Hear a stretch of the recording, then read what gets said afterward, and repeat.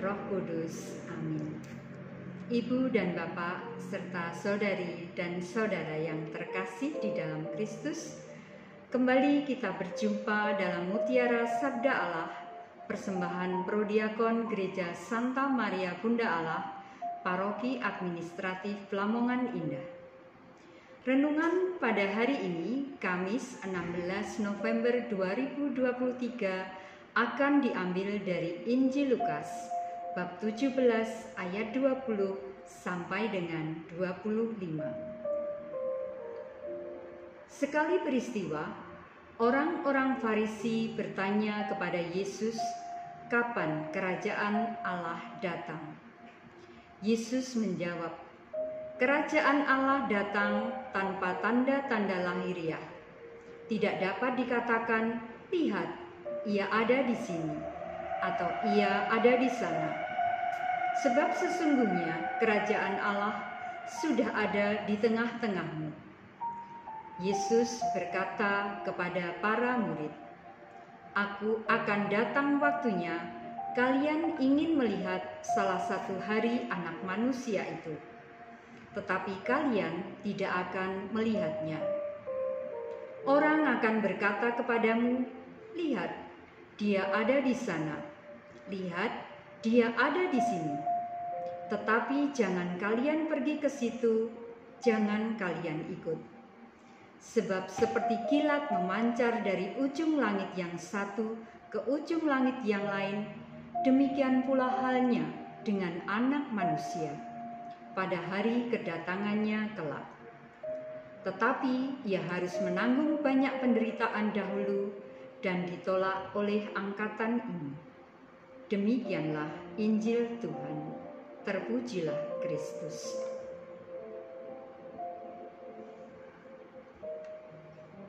Ibu dan Bapak serta saudari dan saudara yang terkasih di dalam Kristus, bacaan Injil hari ini mengajarkan kepada kita tentang bagaimana pentingnya kita memahami makna kerajaan Allah yang sesungguhnya.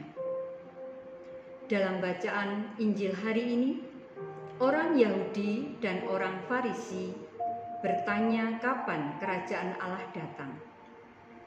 Mereka menginginkan supaya kerajaan Allah yang Yesus wartakan nampak secara lahiriah. Namun Yesus mengatakan hal yang berbeda dengan bersabda, kerajaan Allah datang tanpa tanda-tanda lahiriah. Tidak dapat dikatakan, lihat, ia ada di sini, atau ia ada di sana. Sebab sesungguhnya kerajaan Allah sudah ada di tengah-tengahmu. Ibu dan Bapak, serta saudari dan saudara yang terkasih di dalam Kristus, sabda Yesus ini mengajak kita untuk menyadari kehadiran kerajaan Allah dalam hidup kita sehari-hari. Kerajaan Allah bukanlah sebuah wilayah teritorial seperti halnya kerajaan duniawi, melainkan suatu situasi di mana Allah meraja di tengah-tengah umatnya. Seorang raja adalah seorang pemimpin yang penuh kuasa. Maka, jika kita berada dalam situasi di mana kita mengizinkan Allah menguasai dan memimpin seluruh hidup kita, disitulah kerajaan Allah hadir. Kerajaan Allah adalah suasana yang penuh kedamaian, ketentraman, kebahagiaan, kasih tanpa batas, pengampunan, dan pembebasan. Kehadiran kerajaan Allah yang sesungguhnya dapat kita rasakan sepenuhnya melalui peristiwa kehidupan kita yang dipenuhi dengan kebahagiaan, damai, sukacita, kesejahteraan, dan cinta kasih. Ibu dan Bapak, serta saudari dan saudara yang terkasih di dalam Kristus, tentu kita bertanya-tanya, kapan Allah sungguh meraja atau menguasai hidup kita?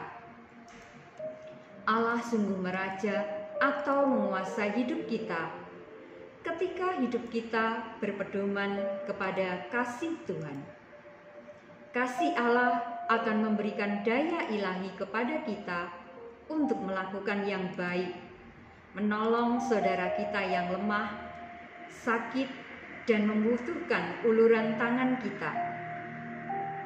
Apabila kita melakukan hal itu, maka terciptalah damai, sejahtera, dan sukacita. Dan itulah kerajaan Allah. Dalam pengorbanan dan pelayanan yang dilakukan dengan penuh kasih, disitulah pula kerajaan Allah hadir.